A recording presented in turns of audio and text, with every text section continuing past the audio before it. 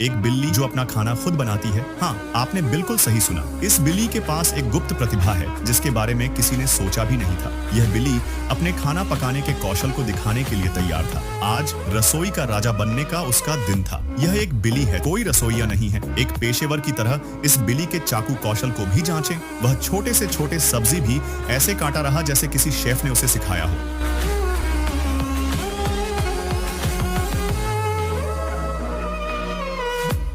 और जीवन का सबसे बड़ा भोजन खाने का समय आ गया। अपने द्वारा बनाया गया भोजन स्वयं ही आनंद लिया।